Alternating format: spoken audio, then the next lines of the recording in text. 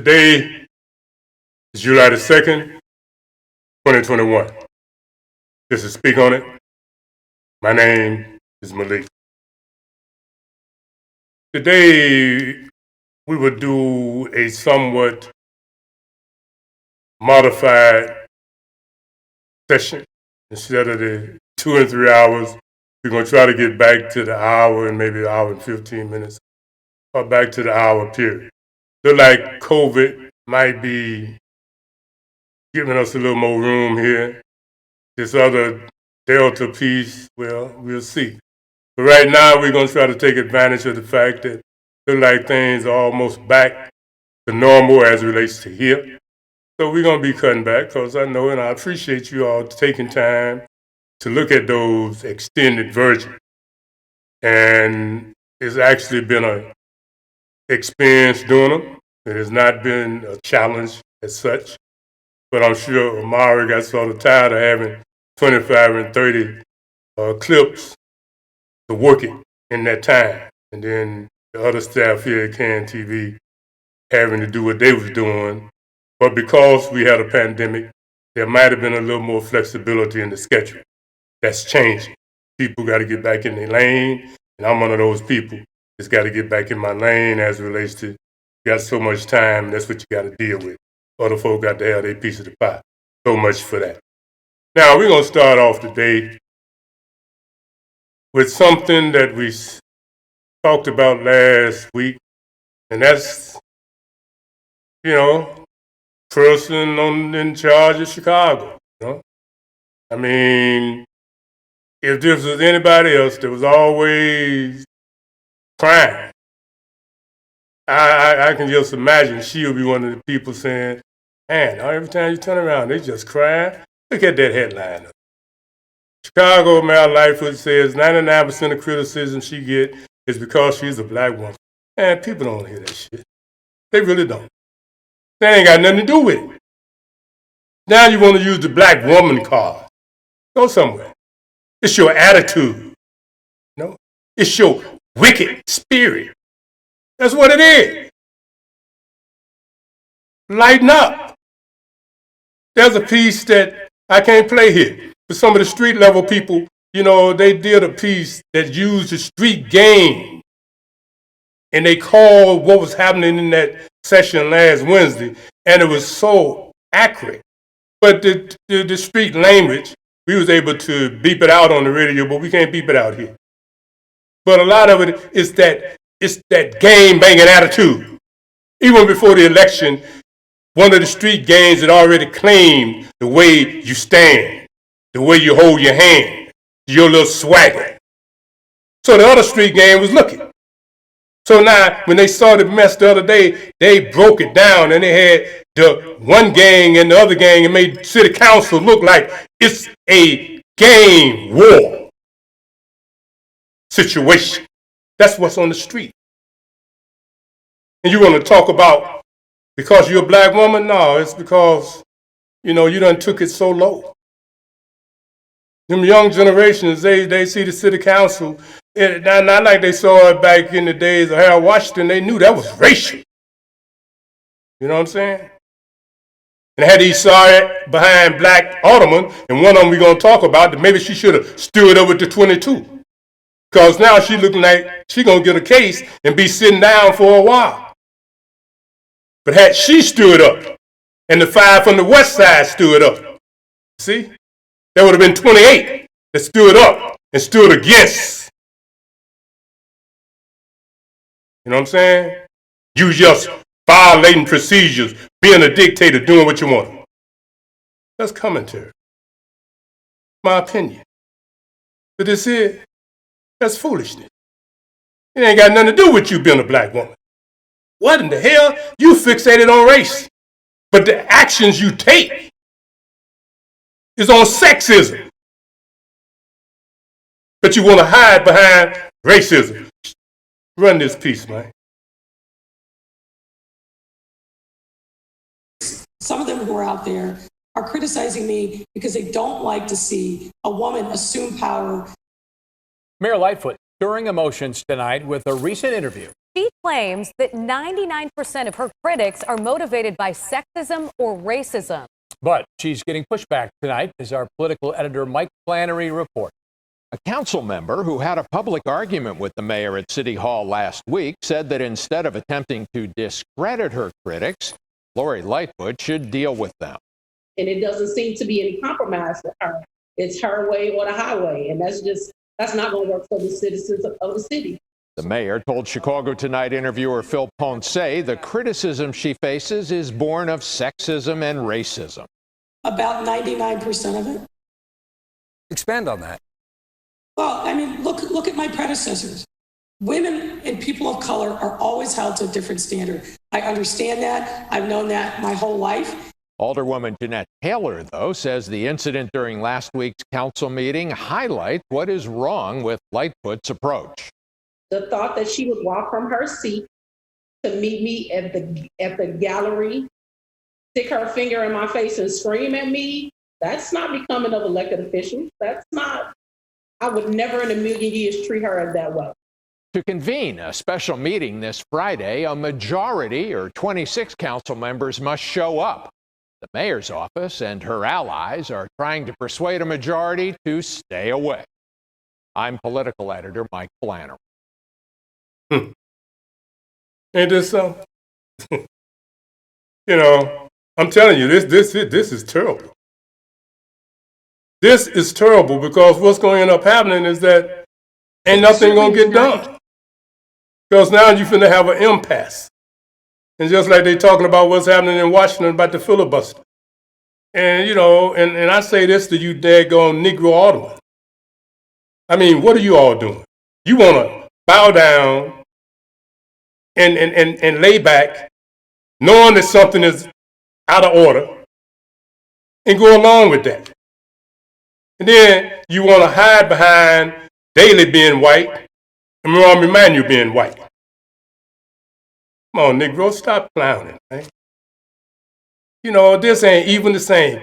It ain't got nothing to do with it. Rahm Emanuel and Daley. It don't. Jane Byrne was in there. She was a white woman. You know what I'm saying? You got all these black women in all these positions. And, you know, come on, y'all. Y'all need to go somewhere with it. Yes. Supposed to be the black backbone of the black community? Damn. So now you just, you know, get out of here. Don't nobody want to hear it. Work with the people. You there. So work with the people.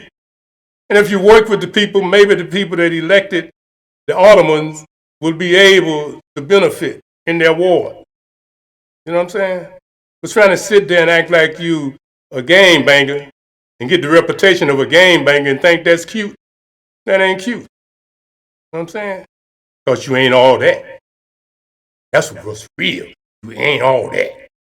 So you need to stop trying to act like all that. Just go on and be what you are. Try to learn how to be worthy of the seat. Because you wasn't worthy when you got there, and you ain't proved to be worthy now. So try to step into the persona of the seat. Because it ain't the seat that got the power. It's the person in the seat. So flex your power. You know, ain't none. Run this here, man. This is some more division. Let me just read that right quick. Chicago Aldermen demand emergency hearing as violent crime surge. Yeah, because, you know, last weekend, 74 folks, that's what they reported, got shot. You know it was more than that. Hell, it's probably double that. An ally of Mayor Lightfoot pushes back against 20 aldermen seeking an emergency public hearing on Chicago's rising tide of deadly violence. They say Superintendent David Brown should answer hard questions about the city's shrinking police department and whether he'll order officers out of some neighborhoods and into others. Our political editor Mike Flannery has more. With nearly 2,000 people shot in Chicago so far this year and more than 340 killed, some aldermen demand accountability. Murders are up, you know, shootings are up, but yet the administration say all these things are down. 2021 is Chicago's deadliest year in more than a decade. A letter released by 20 aldermen seeks a public hearing with Police Superintendent David Brown. What's gone wrong is nobody's held accountable. Everyone's trying to, you know, the scapegoat for the last 3-4 years was put all the problems on the police, because that's somebody that you can punish.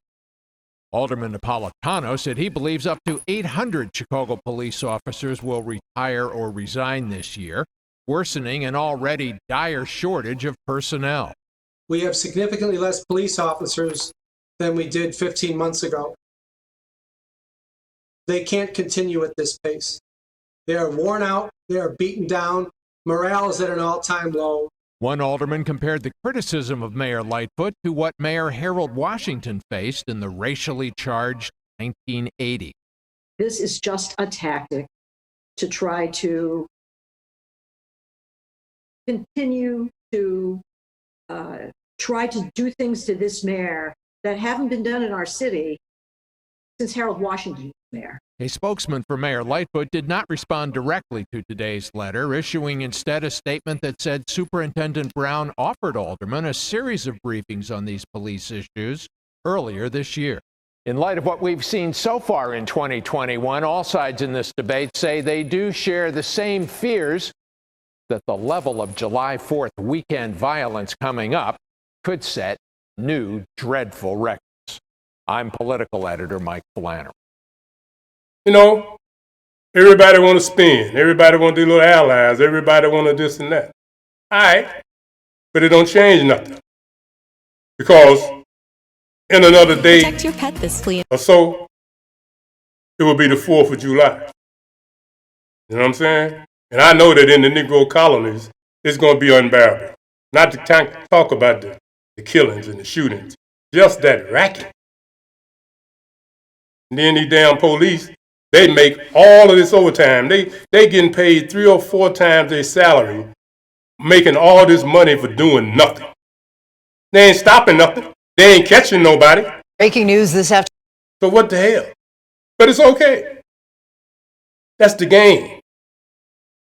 And then when aldermen and others try to hold them accountable or say something, they want to say, oh, it's racism. Oh, it's because I'm a woman. Hell out of here. Nobody want to hear that. At least I don't want to hear that. Let me say that. Because a lot of you out there, you do want to hear that. But you need to get up out of that. Because that ain't the case here. That's somebody that just want to do them. And because they can't do them, then they want to use these terms and try to get sympathy. Get the hell out of here with that. You know what I'm saying? Y'all do not know what the hell y'all doing. It ain't been this bad, they say, in 10 years. You know what I'm saying? That ain't got nothing to do with all this other stuff you talking. That's got to do with your style, your spirit. That's what that's about. It's all right. Ain't gonna get no better. Who knows? You know, who knows? Maybe there'll be some type of intervention within the next period of time. You know, before too long. You know, back in the day, under Rahm Emanuel, Quinn and a group of so-called activists, they was trying to get a recall on him. Where you at, Quinn? You was a governor. They need. I ain't gonna get into all that. But you usually get in other people's business. Where you at in this? Huh? All right, brother, let's move along. Commentary. Afternoon, Chicago Alderman Carrie Austin has been indicted on federal bribery charges. The indictment was returned today against the longtime 34th Ward Alderman and her chief of staff. In court documents, federal prosecutors say the two conspired to receive home improvements from contractors who were seeking city help for development in Austin's Southside Ward. Austin's office in Roseland was raided by federal investigators 2 years ago. We have reached out to the alderman's office for comment. Now, you know, see what happens is this. What they need to do, all of them damn aldermen that was appointed on the daily 30 years ago, they need to just pull the plug and retire them.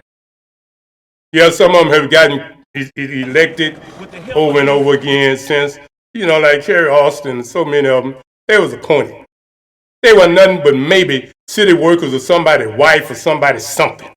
And then they got in the position, and they got there and they started thinking and acting like they had somehow or another did something to get in there. Get out of here. You know what I'm saying? Time out for that. Now, this situation here, you saw what happened to Corellis. Same type of situation.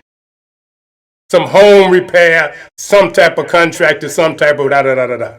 But then what happens when you all get in those positions, y'all start thinking that you all are above the law.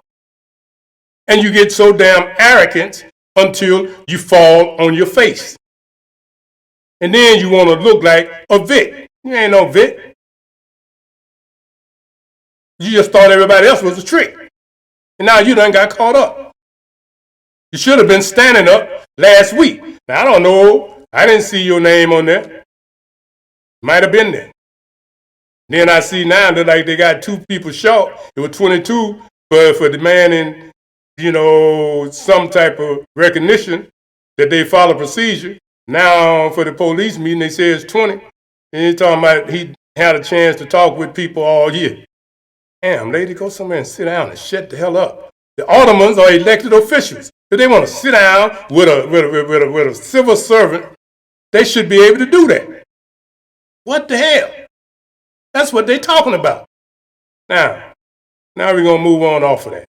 But we have to stay on it because we're here in Chicago and we're looking at it. And I'm not going to sit back and don't say nothing about it. I ain't. And I'm going to say what I want to say until they tell me I can't say it here. It's a simple matter. Because it's clear what's happening. And it can be changed if you change your attitude, if you change your approach. If you start treating people like I'm sure they taught you in that little country church you went to down in Ohio, doing to others as you would have them to do unto you. I know they taught you that. But you ain't living by that. That's why I used to like you. I used to like you because I figured you just a straight up, just a regular sister. I'd be damned. You done got all your training. Doing to others as you would have them to do unto you. Respect and cooperation, consideration, sometimes humbleness. Now here's a man here, an elder, Dr. Bill Cosby, the system, lying hypocrite, took him down. But they used to love him so much. I ain't never liked that type of comedy. Never did. That stuff they was doing back in the day, we didn't have a whole lot of TV. But I didn't like all that type of comedy. I didn't see when that was funny. And that was cool. He was a role model for a lot of people. I used to look, but But then they got tired of it. I Spy, I think he played in there. I think I might have liked that. But then that was a different time. That was really the Negro time. But when he started talking like he was, becoming woke. White folks don't want to hear that word now, woke. Oh, hell no, y'all talking the wrong thing now. A new word. Like the daggone critical da-da-da woo. They got all these code words. So now, thank goodness that a court decided that he should be free. He ain't got no justice. But now he won't die in that jail, not for that. And I'm thankful for that. But I mention it, and I'm mentioning it like this because there's so much talk being carried on in reference to this until, I don't want to get too deep in it. But I've said it over and over the years. What they did to him is shameful. Because back in that day, it was the norm. It was the culture for little female to be trained by their parents, relatives, and sicked out on people like him and other people, men in positions of power, to be able to rise up in society. You know what I'm saying? To be able to get a promotion on the job. To be able to get a part in the movie. That's how they did things. Now you want to say because this black man was doing what was being done, then you want to say 50 and 60 years later with your, you know what I mean? And then you got paid. You got paid then, and then you get paid in a settlement, and then you come back and he go to jail. Bunch of lies, but it shows you the corrupt nature of this system. Feel me? It's ridiculous. Yeah, he used drugs, he used that. Everybody was using them drugs. Everybody knew, man. Back in them days, people were using cocaine or whatever they used. Everybody, that's why they went to the party, to get off into that. Now you're going to say it was wrong. Stop lying. You're still doing it. You still, all you got to do is just look, man. Look around you. All these damn so-called used to be black females that's now B's and W's, they have defined themselves to be that. But what happened is, 10 years from now, they'll say that somebody victimized them and that somebody did this to them. And somebody else will say, me too, be just like this. But the truth of the matter is, you say you're a bitch, you say you're a hoe, and that's what you are. So why don't you just deal with that? Why come back and say somebody else has done you wrong when you declared yourself, you put yourself in that position, your mama put you in that position, they bred you to be in that position, and then you put this man in jail, and then let all of the white folks out. Say this, Amara. This American foolishness.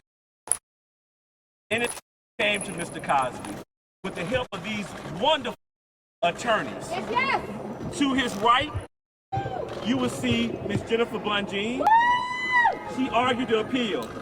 To my left, you see Brian Perry. Yes. To Brian's left, Ashley Cohen. And then you have Haley Coolbaugh. These are women and men who from all walks of life. As I said earlier, James Brown made a song, it's a man's world, but it would be nothing without a woman and girl. Mrs. Cosby was that woman. For 57 years, the queen, the matriarch of the Cosby family, who fought for his vindication, who said he would be vindicated. And today, on this hot day, this is a hot verdict for us that we will forever cherish. Because we got one of the great, or the greatest entertainer alive today. Mr. Bill Cosby, this great American citizen, this American treasure, this icon with us today. I'm going to allow Ms. Blungeen to say a few words. Blungeen? Yes, obviously we are thrilled to have Mr. Cosby home. He served 3 years of an unjust sentence. Too long. He did it with dignity and principle, and he was a mentor to other inmates. He was really, as I say, doing the time. The time was not doing him. He's a classy man. And I want to say this about the Pennsylvania Supreme Court. They demonstrated they were impervious to the court of public opinion, which, frankly, the lower courts were not. Mr. Cosby, we knew all along he never should have been prosecuted. He had every right to rely on the prosecutor's word. And they pulled the rug out from underneath him because of politics, because of the court of public opinion, and that is not how our system should operate. When that happens, there cannot be a just sentence. And if there had been a just verdict and a just sentence, we wouldn't be here fighting. But there was not a just sentence and a not a just verdict. And I think it's really important that we keep our eye on the ball, that our Constitution is sacred, and that we need to uphold it at all times. And I'm glad that the Pennsylvania Supreme Court saw the way we did. Brian Perry. I'm very proud of the team that we put together, very proud to be part of this case. We always thought that eventually this is where it would end up. Mr. Cosby and I had many talks over the last couple of years. I predicted it. We're here. Good day for the Cosby family. How does it feel to be home? Well, he is extremely happy to be home. He looks exciting with his wife and his children, and obviously it's been a hard time for his entire family. And it's really a blessing for him. And he says, his heart is just beating really fast, and he's happy to be here. And we have Ashley here who worked on the case. Ashley, say a few words. Ashley Cohen. I'm just honored to be part of such. Lawyers did an incredible job, and I was so thankful to be a part of it and to help Mr. Cosby, and I'm just proud to watch him get released. And this wonderful attorney, Haley, right here. I'm sorry. Go ahead. Her father was in prison with Mr. Cosby, and he sent a message to Mr. Cosby before he left the gate for her. Say a few words. And he said that he loves me very, very much. And What's your father's name? Richard. And I in return love him very, very much in return, and I was glad that Mr. Cosby and got to know each other while incarcerated together, and I'm blessed and so grateful to be here to see Mr. Cosby be released. And in closing, this was an unwanted vacation that Mr. Cosby never asked for. But in hindsight, we're happy that he got it because he was able to pull the cover off with the crooked DA, with the crooked judge, Steele and O'Neill. These same people find this man, this American citizen. I don't know how a DA has that much time on his to find him $2,010 for not cutting his yard. I was on the way to pay that fine when I got a call from Nick DeHatt. And Nick told me that they had addiction. You know, what we saw today was just for all Americans. Mr. Cosby convicted and overturned. It's for the world and all Americans who are being treated unfairly by the system and some bad officers, because all officers are not bad. So we want to thank this entire team. We want to thank Mr. Cosby's family. I want to thank my family and just thank you all for those who decided to tell the truth and allowed us to tell the truth. We had the opportunity. Thank you. You have anything to say? Cosby, how you feeling? Now, you know, thank God for them white folk. You know, there were some black lawyers and so forth and other folks doing a little something. But the truth of the matter is, they was impotent.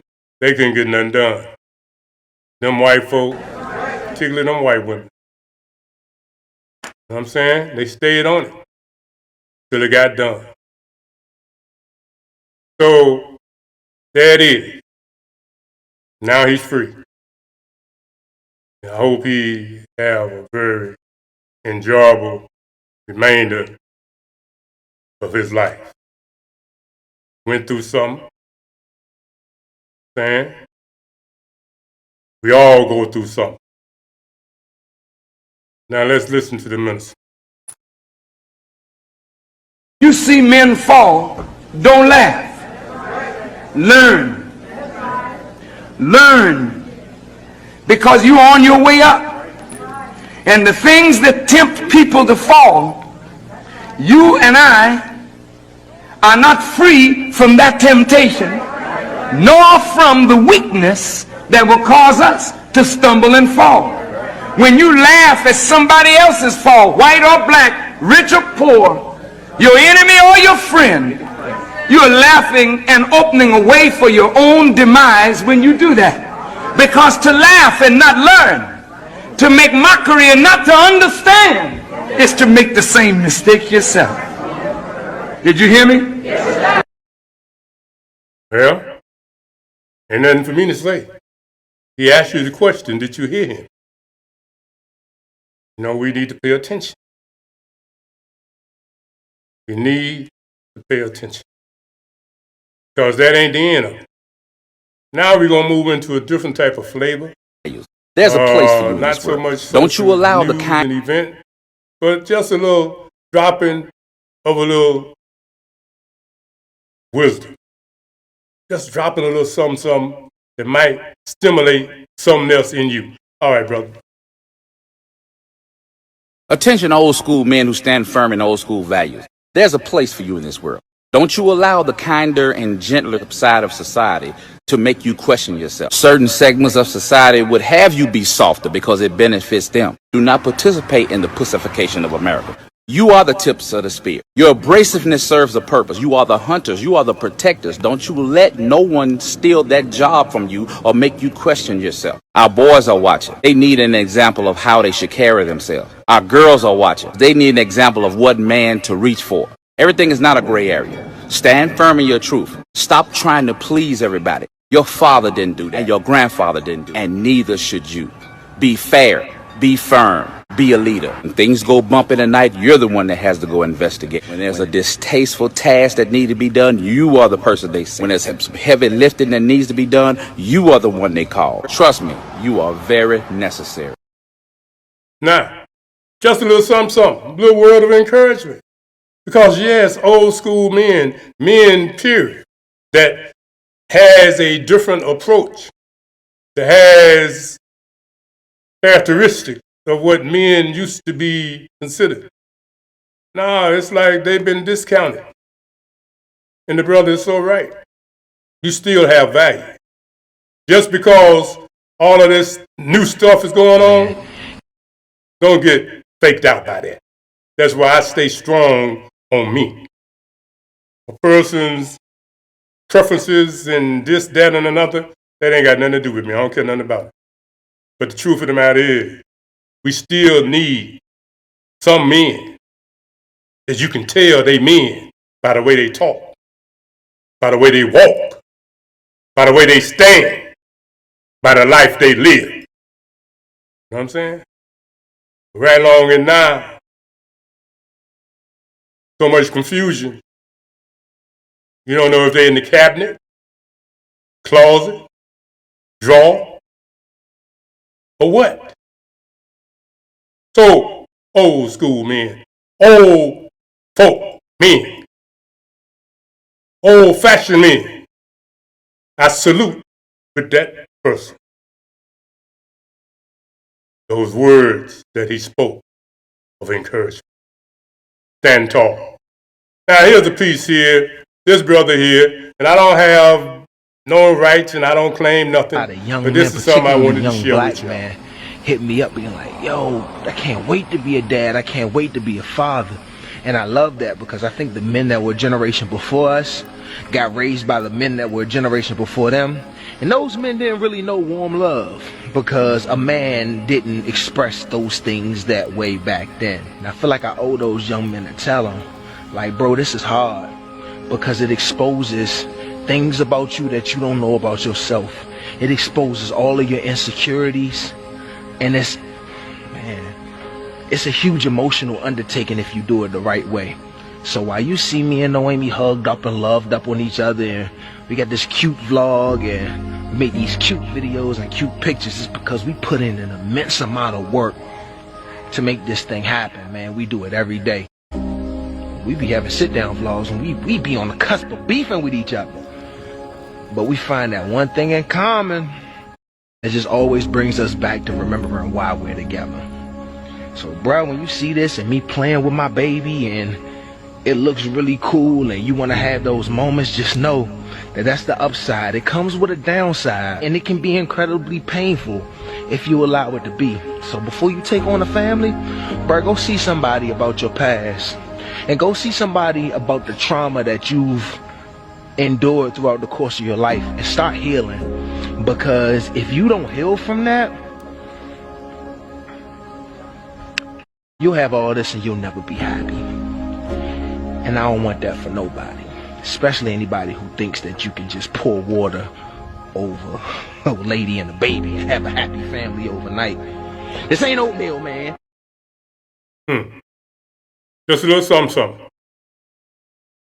We continue, Mark. Just a little something. Same dude, I think, with a different teaching.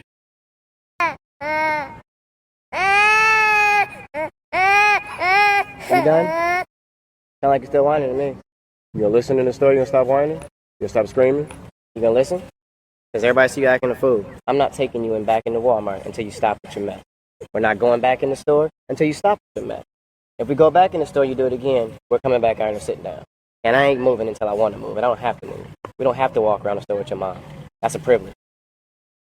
See, when you spoil the hell out of your kids, this is what happens. And see, that's our fault for being raised as ghetto kids and never having anything. But see, people don't know how to tell their kids no, even though they was spoiled or not spoiled. I don't care if you grew up with a silver spoon in your mouth. Don't put one in your child's mouth because this is what happens. And then when you have to be stern and they don't like it because they spoiled, this is what they act like. I'm okay with the kids screaming in Walmart. What I'm not okay with is them not stopping when I tell them to. So we can be bored out here in this lovely old parking lot until Miss Ari Reese wants to stop screaming her head off. Spoiled kids walk around Walmart with tablets and phones. It's cool if it keeps them occupied, but they can't be watching what they're not supposed to watch. That's Miss R's problem. I'm not raising my kids to be like that. I hope you ain't raising your kid to be like that. You can have all the amenities, but we're not doing that in my house. Don't care. They will listen, and they will be made to listen, or they will get in trouble. I don't beat my kids. My mom beat the hell out of me. I don't do that to my kids. Take stuff from them. I make them sit down. I look at them in their face and tell them I'm not bothered by it. I'm grown. I'm not. Baby, they just 3. They only 2. He just 12. He just a kid. So they don't learn by you teaching who they gonna learn by. We buy the stuff that they get. We take it away from them when they don't deserve it. You don't throw a fit in Walmart and then you get praise for it. We ain't doing all that. Are you done? Are you sure you done? Wipe your face like a big girl and get all the stress off your face. Wipe it all off. Get all the stuff off. Because you're a big girl, huh? You a big girl? That's right. You tough? You tough? You gonna suck it up and make it get better? You're not gonna get better? You're not gonna suck it up? We're not going back in Walmart then. You wanna go back in Walmart? Then you have to suck it up and act like you got some sense and like you got 2 parents at home that tell you how to act. You understand me? Do you understand me? You gonna stop? Look what you doing to your pretty face, making it all red and wet and snotty. Yeah, I'd look like that too, like, I'm still cute, but still. Are you gonna stop with your mess? And sat there and gave us the death stare, like if you say something, I'm gonna whoop you. I just tell my kids, we ain't going back in the store till you stop screaming. They can sit screaming on the car outside in the public. Oh, now you happy? You done? You tell daddy sorry? You sorry? You sorry? You say it, daddy, I'm sorry. That needs an attitude. Yeah, we do. I tell people it's okay. You know, we're going potty, y'all. That's how you deal with your scream. Look, and then she all giggly. Look at this. What did you dancing at? You was just screaming like crazy. Now, patient. See what I'm saying? And yeah, we bring you some of this sometime because it ain't just about me running my mouth. And since we can't talk back and forth being active yet on 21, we want to bring you a little something that will help you feel better about situations and learn something at the same time. You know what I'm saying? It don't take all this time for me to be having an opinion, having commentary. So we want to bring things like this. Everybody do it their own way, but you could feel the love and the patience in that brother as he was dealing with a part of parenting. He wasn't screaming. He was talking to the baby like she understood all of it. And in time, she will. That's what we have to do. All right, we're finna look at something else that I think is pretty profound. All so-called black people. Should you call yourself black when you can look at your arms right now and see that your skin complexion is actually different shades of the color brown? And before you share your excuse as to the reason why you call yourself black, focus on where that term arises from. Our people have never referred to each other as black in a historical sense. And why is that so important? Because of the spells of the English language. Meaning that the words you speak will directly impact or determine your reality by way of affirmation.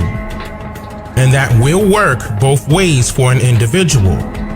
Meaning that they can speak good or bad things into their existence. Very similar to how karma works. So by speaking the spells of the English language, you must be very careful not to inadvertently speak death or any forms of negativity over your life. For example, the etymology of the word black means colorless or the absence of color, which can be logically understood by you just simply cutting all of the lights out. Then you would only see darkness, which affiliates the word black with direct synonyms like missing, lacking, unavailable, absent, and non-existent. Just a little something. Just a little something. See, your unconscious or subconscious, whichever one you want to use, You know, subliminal seduction has a way of teaching and Black people conditioning. think they're better than black people. So we have to understand sometimes how we are being played. You're right. When I was a boy, if you called somebody black, man, you had a fight. And then the operatives, the white folk, took some of them so-called big woolly head Negroes and used them as tools to change from the word Negro to black. And then they went to Afro. Then they went to African American. And now they're back to people of color. Now in a minute they're going to drop off people and they're going to just call the Negro color. We've been there before. The people of is going to be everything but the colored. Feel me? So you sitting here being programmed. And what's happening is every age has about 2,160 years, about like that. Tyson age is the age we just left. That was the age of destruction. And we know what happened the last 2,000 some years. This age, the age of courage, is supposed to be another 2,000, probably about 60 years. Well, we ain't even been into this part, this age, for 60 years yet. So all of this confusion, we got an issue with. But this is supposed to be the age of brotherly love. And it's coming. And that's why you got a lot of pushback. That's why all of this old unnatural behavior and lifestyle, it won't hang, it won't stand. You're trying to say it's the new norm, but it ain't natural. And because it's not natural, it's going to be like a whole lot of other things. It's going to move on out of the way.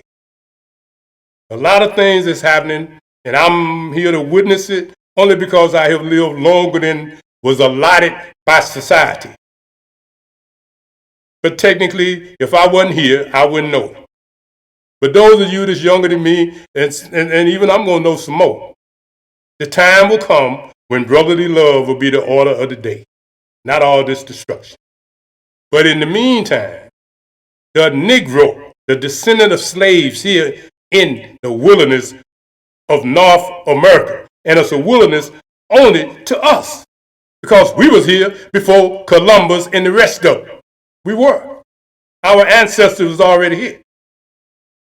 But let's just continue, because you're going to see a piece in a minute that will amplify the piece about our ancestors was already here. White people think they're better than black people, and they want to oppress us, and they want us to allow ourselves to be oppressed. This is the big. I agree with you perfectly. This is the basic problem. Then what do you that want white to people think they're better than others? I can't solve the problem. You guys pull the strings that close schools. You guys draw the boundaries that keep our kids restricted to the ghetto. You guys write up the restrictive covenants that keep us out of houses. So it's up to you to talk to your brothers and your sisters and persuade them that they have a responsibility. We've assumed ours for over 400 years, and we're tired of this kind of stuff now. We're not going to suffer patiently anymore. No more turning the other cheek. No more blessing our enemies. No more praying for those who despitefully use us.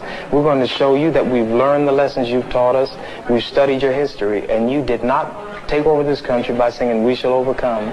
You did not gain control of the world like you have it now by dealing fairly with a man and keeping your word. You're treaty breakers, you're liars, you're thieves, you rape entire continents and races of people.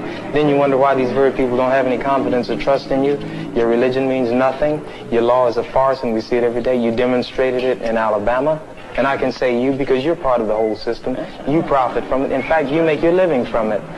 You couldn't walk around and talk to people, stand up in your pulpit on Sunday and preach nice little songs and say, now we're going to give thanks to the Lord for he is good and old Jesus be among us. As far as we're concerned, your Jesus is contaminated, just like everything else you tried to force upon us is contaminated. Well, so you can have him. Now, I wonder, do those people that advise President Biden to use the barbershop try to promote the shot for COVID. Now, you know, if they would have saw that clip, they probably would have reconsidered whether or not the barbershop was really the place to just go in because people might be there. Because you might find a barber like that. It's going to skin it and spit it. All right, listen to this sister. She's going to help you understand a little bit more. You're not comfortable for white people. They're not comfortable for them to talk about the possibility that Africans were here before the Europeans. So what do you do with the heads in Mexico that you find at San Lorenzo, at Tres Zapotes? What do you do with those? All right? You ignore them. What do you do with Columbus's diary that says the Africans know a way to the west, but it goes around the doldrums, we would never survive? What do you do with that? You ignore it. What do you do with Balboa's diary that says we came upon this African village in the isthmus? How did these Africans get here? What do you do with that? You ignore it. Why? To preserve the myth that the Europeans were here first. What do you do with all of this written literature and history that says that Abubakar II of Mali sent 200 ships to the west? One came back and said they were afraid that the others disappeared. And then to have Balboa find this village that looks just like Mali, where he was, what do you do with this information? You ignore it. You ignore it. Why? To preserve the myth of white superiority. That's what our whole educational process is devoted to. What do you do with this whole history? This is a written history, my dear. Written. I'm not talking about hearsay. I'm not talking about a griot said this. I'm not talking about something handed down from one generation to the other through voice. I'm talking about written history of the Egyptians. What do you do with this? You ignore it. See, one of the things that we are trying to do here, we speak on it, is actually provide a facilitation where you can almost feel like a college experience. See, for those of you that don't know, if you came down to CAN TV and you came into the facility, you would feel like you were entering a college or university campus. When you look at the ground that is located on now, and when you come in, it's actually a milieu, a feeling of teaching, a feeling of learning. So, and I said that to the staff. It reminded me of when I was out at Governor State, way back in the day when Governor State was very young. It gives the feel you want to be in class. You want somebody to teach, to learn, because it draws you there. So I can't really help it. When I come to CAN TV, I don't really come down here to be saying I got a show. I come down here to present something where people can get the experience of higher learning, sitting in their big chair, sitting at their table. Feel me?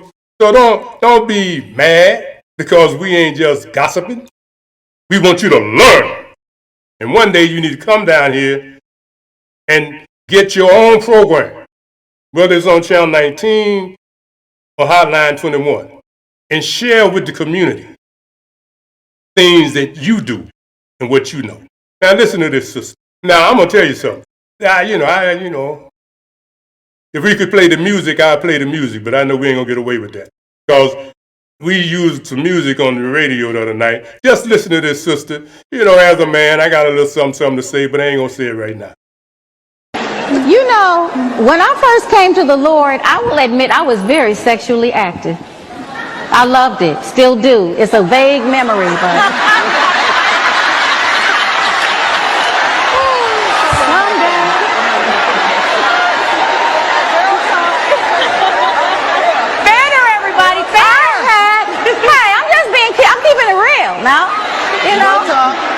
this girl talk. I took a day off from work to fast and pray. and begged Jesus. I said, I gave you my cigarettes, I gave you my party. Can we at least keep this?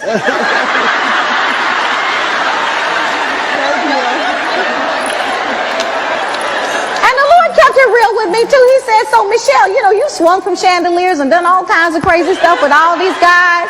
Where has it gotten you? Are you married to any of them yet?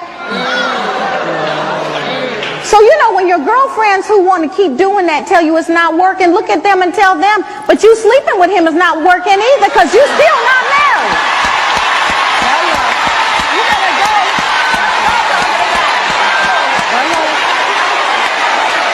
Hello? And you know what? When I go for my little visit with the doctor every year to get everything checked out, I don't go in fear because I know ain't nothing been going on, so ain't no diseases. Okay. But now, let's flip to the other side of this. Your body is a temple. The Holy Spirit lives there. What do we call rape? When someone is taken against their will, the Holy Spirit lives inside of you, and you are deliberately disobeying God and sleeping with somebody. So now you're subjecting the Holy Spirit to rape. He's not leaving the room when you sleep with that guy. And, you know, for me, it comes down to, you know, of course I know all the biblical stuff about fornication and you know, my body is, you know, a living sacrifice now. I carry God within me and all of that. But for me, it comes down to a simpler question at this point in my life at the nice old age of 53. Who do I love more? Do I love the Lord who has been there as men have come and gone in my life? He's been the constant. He is the lover of my soul. He is my first husband. Until he releases me into the arms of someone who's willing to lay down their life for me like he did, you don't get none of this.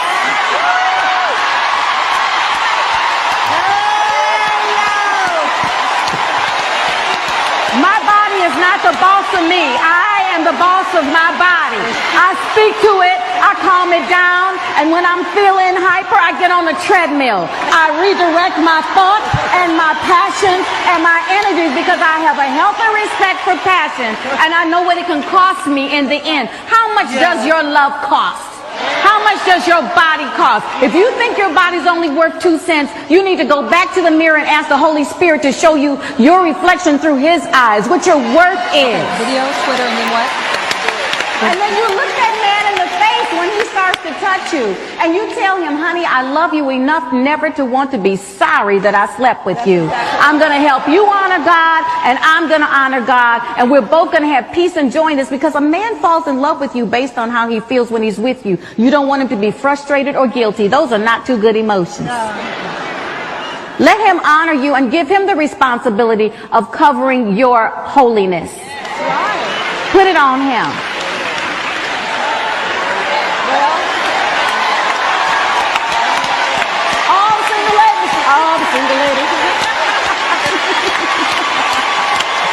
What she said is absolutely correct. Sex is worship. Yes. Really. You know, in the word where it says Adam knew, that same word is used for worshiping God. Worshiping means to kiss forth, to kiss God. It says that you become one with that person. How many of you here have noticed that it's harder for you to break up with someone you slept with versus someone you didn't sleep with? Everybody knows that, right? And it's because you've become one with that person. And you know, most of the time you can't stand that person by the time they leave. But what you're grieving over is the parts of yourself that you cannot get back. Because you've given yourself, baby. And you cannot get it back. And meanwhile, you call that man Lord. What is sex? What is worship? They are both giving all you have and all you are to the one you love. And God has called for a worship where we are naked and unashamed, taking us back to the garden in the aspect of kingdom living, righteousness, right standing with God, peace and joy in the Holy Ghost. You cannot experience that while you're being convicted of sin. And so there's a place for sex because God will applaud that type of worship once you've made the right covenant. Covenant. It's communion. It is covenant. Because, you know, you said joining with demons, but there's a lot of brothers in the church that can praise God with one hand and feel your butt with the next. So there you go. There's sometimes That's a demon too. But it's somebody masquerading that they love the Lord. You know, so let's not get it twisted that whether they're in the church or out of the church, your body does not belong to them until they have chosen to make covenant with you. Now, you know, I don't have no rights. I did not produce that, and I hope they allow it to be played without blocking our presentation. I believe that that's a very good educational piece. And, you know, one thing that a lot of Negroes don't understand is that one of the reasons we have so much confusion in our families, in our lives, is because of that principle that she talked about the Holy Spirit that's in us. There's a lot of ceremonies in parts of so-called Africa, so I say Togo, Ghana, Benin, specifically those places, because I know. You know, some of the initiations tell you on certain days you don't sleep in the bed with a woman. Why? Because your spiritual spouse, husband or wife, might come visit. And if that spiritual spouse come visit, then there's confusion because that spiritual spouse that comes in your sleep or in that dimension is just like another human. It's like jealous. It's like when I first got there and they said you got to have a bed for yourself, a bed for you and your woman, and a bed for the spirit. I said, what? They said, yeah, that's how you keep balance. Well, you know that Negroes ain't going. They can't do all of that. But if you did that, you'd have more harmony in your world. So that's basically what she was saying. The covenant. Each one of us that are spiritual, that are not so corrupt, that are not so contaminated, that are not so toxic, and even those that are toxic, we have invisible significant partners. There are other words you used to use back in the day about this type of dream and that type of dream. Well, you don't have to believe. You don't have to be spiritual. You don't have to know what she said, but what she said is the truth. Absolutely true. Every man that deal with that process of intimacy with a woman, he deposits himself, his DNA, and he receives a receipt, like going to the bank. But his money, his life germ is there. With all of them other wrinkled souls, nasty, toxic, dope fiend souls. But the man come back and he only got a receipt. But the woman has got the what? Package. So pay attention. I know it seems like it was a little bit of a thing, but you know, these women, a lot of them out here, and they talking that talk, and a lot of them saying they don't need no man, and they don't. I was overhearing a conversation the other day where this little young BW was saying how her body was so valuable to her and that she didn't need a man because she had her toys and that da-da-da-da woo-woo-woo. So I just injected in the conversation, although it was my business. I said, well, I hope that man got enough sense not to try to compete with your toys. Because how is he going to satisfy you better than you satisfy yourself? And all of that licking and all of them places that he shouldn't won't be able to do for you what you can with that little spray gadget you got. And then they looked at me.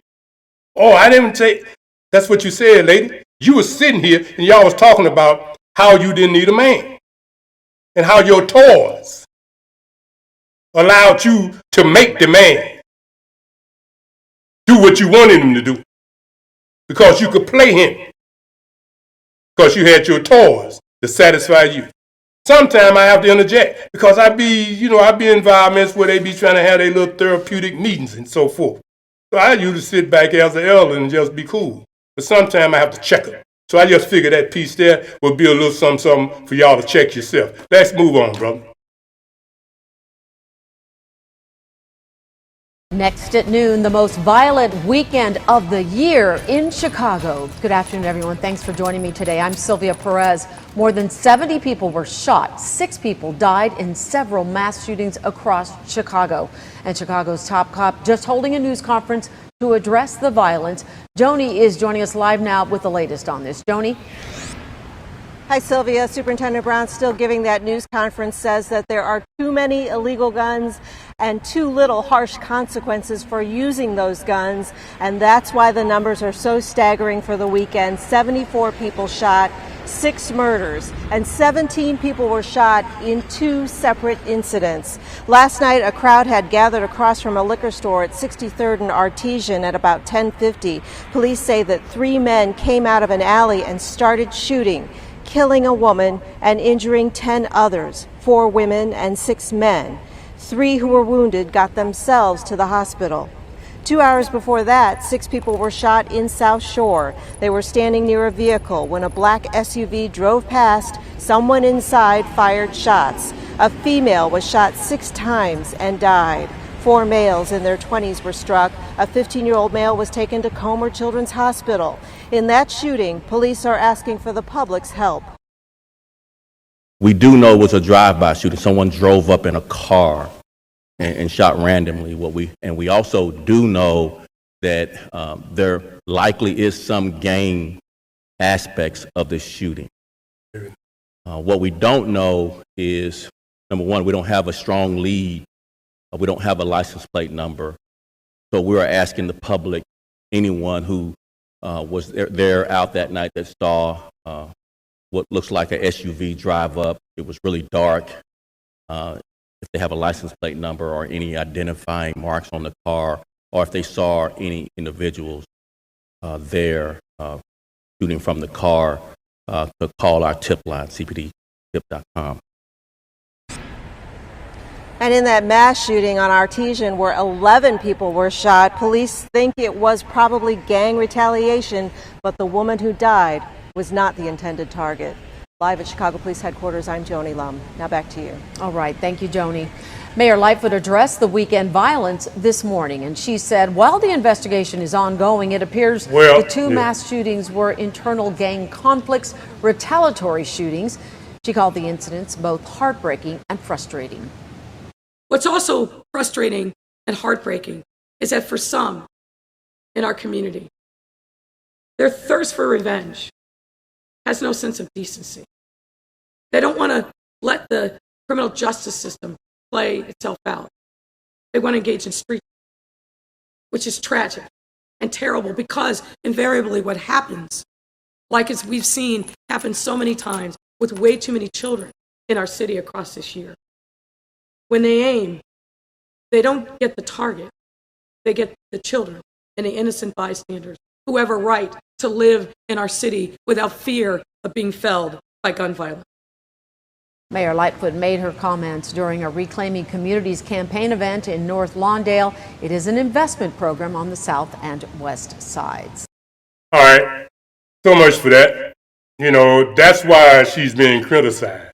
She's talking about the 99% of it is because of because she's a female. No, it ain't. It's because of all of this violence. You stand there and you talk and you think you got a good gift for gab. Don't nobody want to hear all that. And all these little trinkets you putting in the community, they don't mean that much if you don't stop the violence.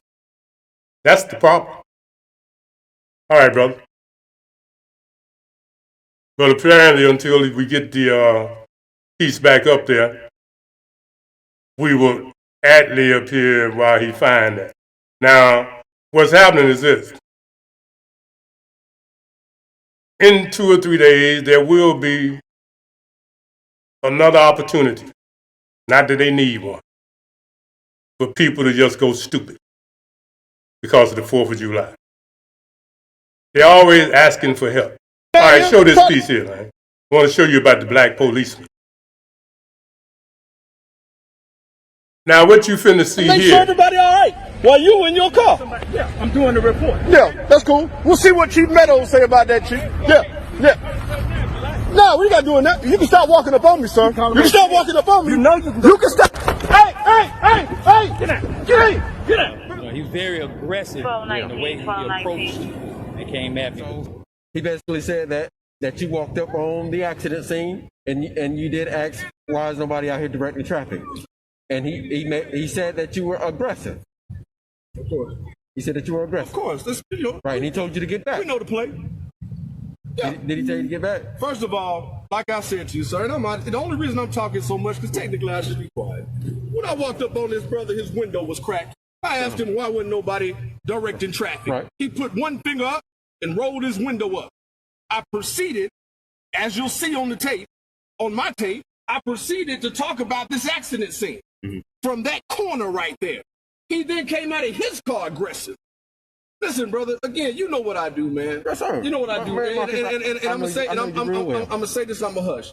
I'm gonna use every ounce of my fucking power to get him off the damn street, because a brother named Muhammad that would do another brother like that when I'm simply inquiring about the safety of this community has a fucking problem. He's part of the problem, and he got the right one. And I've yet to be told why I'm in cuffs and being detained.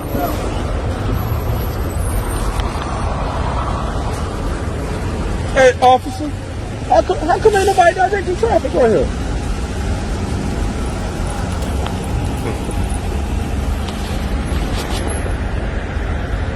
So I got an officer that I just asked, how come nobody's directing traffic? This horrific accident scene. The brother rolls his window up on me. You got cars lined up, and the brother's chilling in his squad car. Squad car number 125. Rolled his window up on me.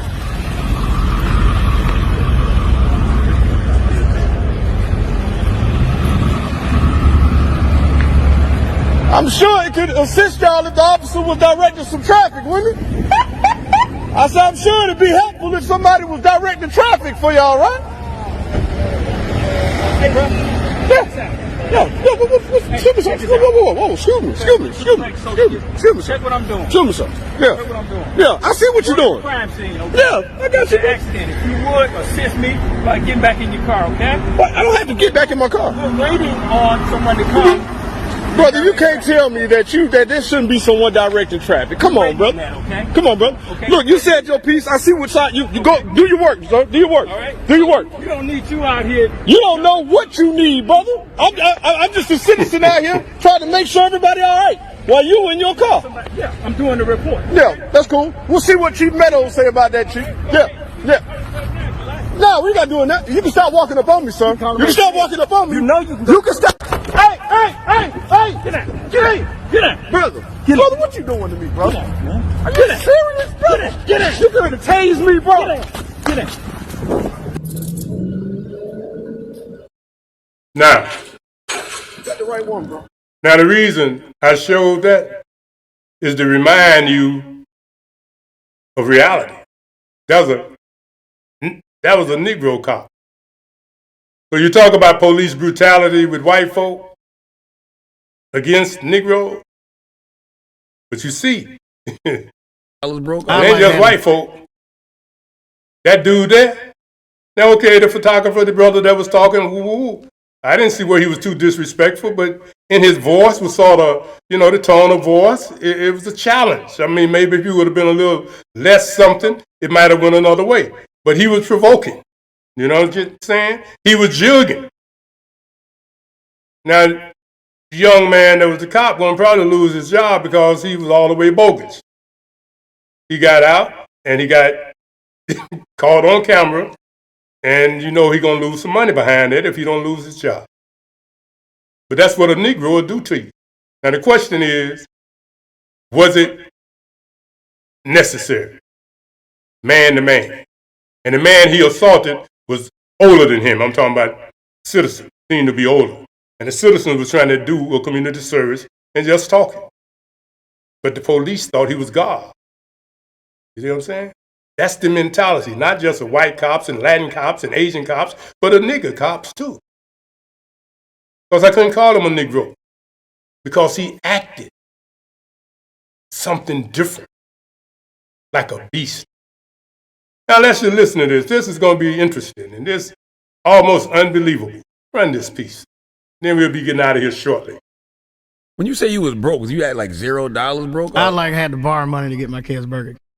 Wow. Yeah. After having, what's the most you ever had in the bank at one time? 40 million. Jesus. How do you have a hairline? My God. Yeah, $40 million to zero? Yeah. And it was just all bad spending? No bad investments? Like, what was it? It was a lot of bad investment. A lot of things. What that did you just invest in went- that didn't work for $40 million? What were you invested in? Real estate. Real estate? Yeah. shoot. You buy retail? No, but I was letting my manager do it. He was way more optimistic. So what do you mean optimistic? Like he would just buy complete dumps and think that we can just paint and then we should be He didn't fine. know what he was doing. Never sold anything that we bought. Even now, like none of those areas y'all bought in became We had to gentrified? let or- him go. We had to let him go. No, I mean we just had to let everything go. So you know. Is there anything if you would have held on to would be worth a lot now? No, not at all. My These were in God. terrible neighborhoods, but Where? I didn't know. Where? In Florida? Yeah, it was all in Florida, South Florida. It was because that's where my managers lived. So it was like, nah, I'll just get some shit down the road. I can check on it every now and then, and just like, yeah, crack house for That sure. never worked out. Still Never a crack worked out. house to this Still day. a crack house right now. People fucking in there right now. I guarantee it. It's weird.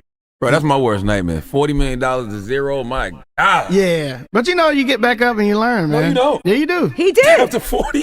Yeah. Yeah. And now I'm not chasing the 40. Like Yeah, the yeah. money I'm making now is just I'm just making it. You know what I'm saying? I'm not trying to make it. Like that 40 million, I was hustling. I needed to be on everybody's record, and every record got to go number one. I got to do this work. And at that time, I didn't know my family at all. Like my wife didn't even live with me at that time. She lived in Tallahassee. I lived in Atlanta, and I told her I got to be in Atlanta because I got to do music stuff. Ain't no music stuff in Tallahassee, so you can stay here. I'll get me a house in Atlanta. I'll come and see y'all. My kids didn't know who I was. They called me Other Daddy when I was on TV. Wow. They So who was the other daddy? me when I walked in the Well, who house was the other guy? Who was the daddy then? on TV. They knew TV me more than they knew in the house me. Oh, Yeah. got Two you. different So when people. you in the house just cooling out, Yeah, that's that's- daddy. that's but daddy. Wow. You got the top hat on. Other That's daddy, yeah. Got you. So it's a lot. It was a That lot could of that. end a relationship for some people. For sure, absolutely, and we held on, man. And you know, that's a thing that I really commend my wife for just holding on for me. And you know, she always has this saying that you know, when a light bulb goes out in the house, you change the light bulb. You don't sell the house. You know, you don't give up because one thing is going wrong. You know, it's always going to be something. You know, it's not going to be 100% comfortable thing. And you know, she was right, man. She stuck it out for me, and you know, and we're Give her a round of happier than applause. ever. But why It's not like- move your family? Why didn't you move your family from Tallahassee to Atlanta? I just didn't want to. You was home. I was You nah. was trekking. Nah, I wasn't. I was never there. I was never at the house. You know what I'm saying? I was always on the road. I just felt like if I had them there, I wouldn't be able to do the music shit. Yeah. I wouldn't be able to go out and go to different studios because I'd have to either bring my kids or I'd have to have my wife ride with me. So she don't think I'm doing nothing. I had to always be on, and I always had to be T-Pain from TV to everybody that I went to go see. So I couldn't do all that and, you know, get blackout drunk every night just to impress these niggas in the studio so they can get a free hook out of me. You know what I'm saying? It was just that, and I was paying attention to that so much, and I value my family so much more than that now that you know that shit don't mean nothing to me. Like you can see it in like Mike Tyson now.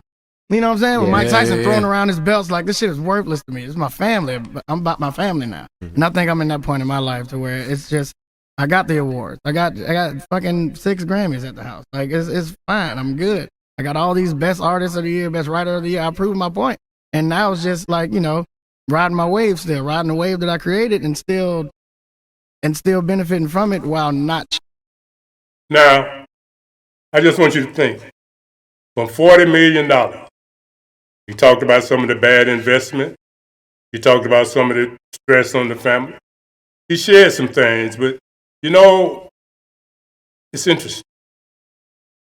He's a young man, and he'll probably get back up on that money. But now we're going to show you a couple of pictures, and then we're going to have one last piece.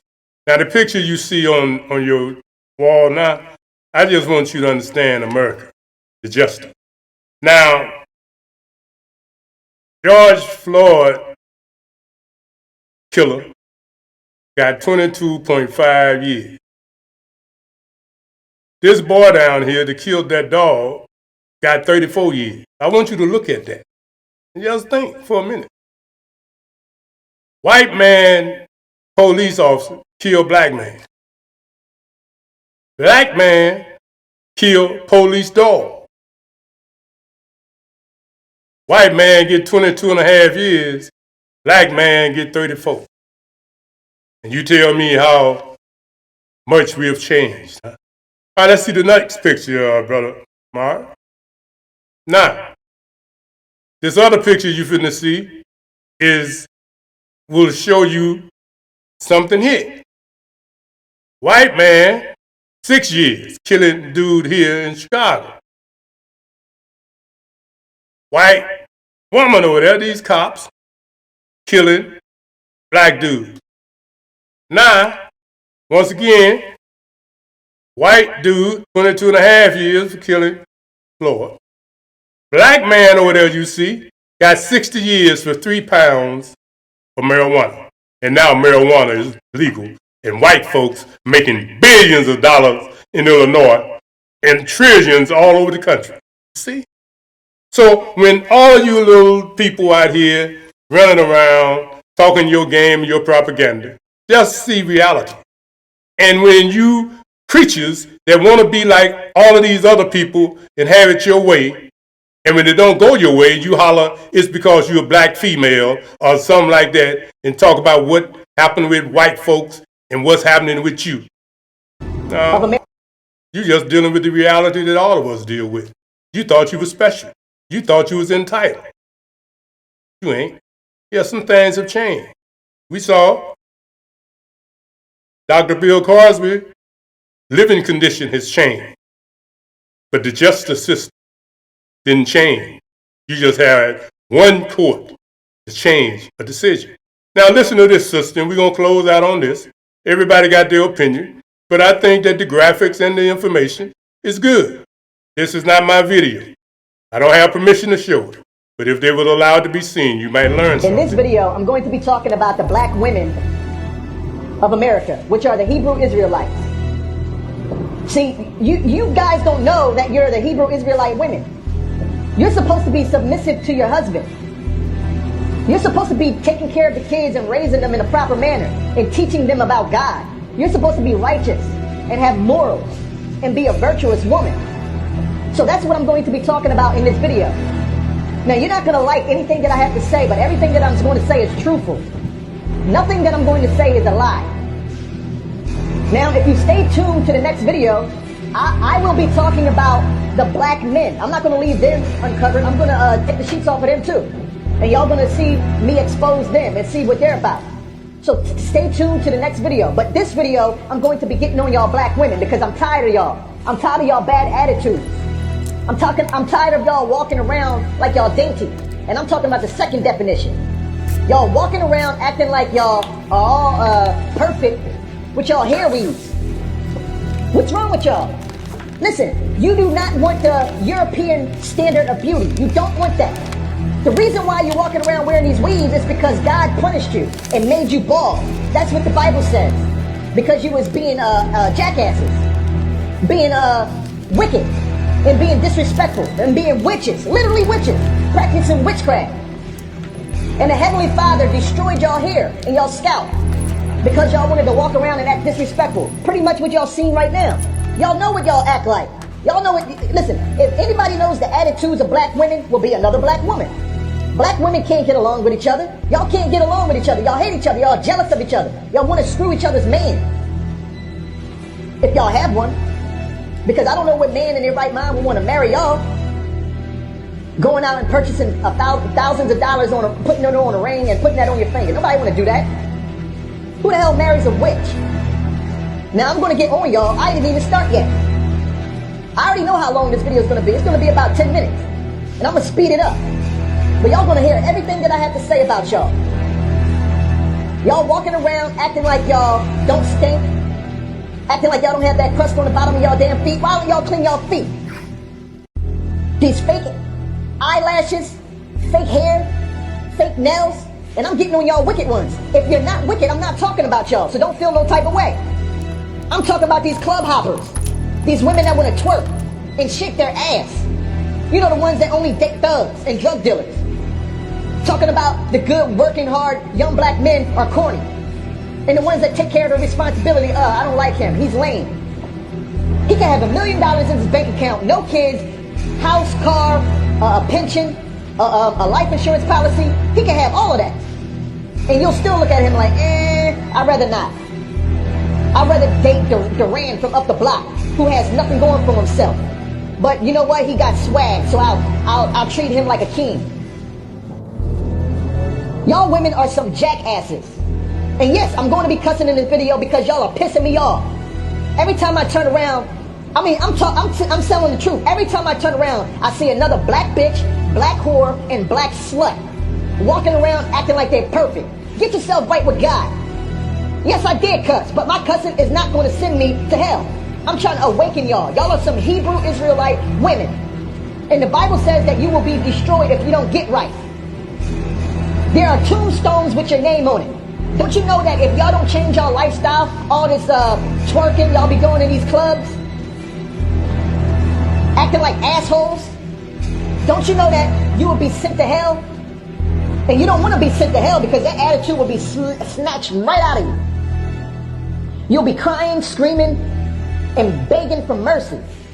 And there's not going to be any. There's going to be torture, fire, and brimstone for you wicked women. Well, I just hope that